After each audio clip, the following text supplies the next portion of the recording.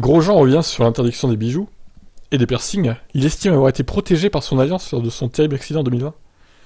Alors là, va falloir expliquer là. J'attends avec impatience de lire l'article. Pour être franc, je me suis pas vraiment penché sur la question, concernant donc le sujet du port de bijoux. J'ai porté mon alliance toute ma carrière, j'ai été protégé par cet anneau, protégé par ma femme. Je comprends donc une partie de la démarche derrière ça, mais je n'aimerais pas courir sans mon alliance. C'est très important pour moi.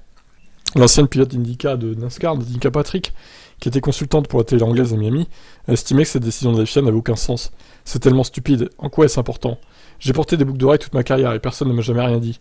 C'est à vous de déterminer comment faire face au danger. Elle a raison, Danica, tout à fait. Les règles de la Formule 1 ne sont pas celles des autres championnats. Allons chercher à montrer l'exemple ne signifie... Alors chercher, pardon, à montrer l'exemple ne signifie pas qu'ils auront de l'impact sur les autres catégories. Ah ouais, elle a tout à fait raison. C'est débile. Bon alors, Romain Grosjean, il a été protégé, on va dire, de façon divine, hein.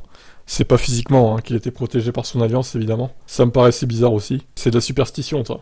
Mais bon, je suis d'accord avec Danica, pour le coup, et Grosjean, qui est aussi contre ce genre de règles stupides. Donc on va voir comment ça va évoluer. Déjà, Hamilton, il aura encore le droit de porter des bijoux en Espagne. Par contre, à Monaco, il faudra qu'il se mette en règle sur les piercings aussi, parce que sinon, il va se prendre des pénats. Pénats financières en premier lieu, et sûrement des pénats de points, ce qui serait complètement stupide en second lieu. Affaire à suivre. Qu'est-ce que vous en pensez, vous? Ciao.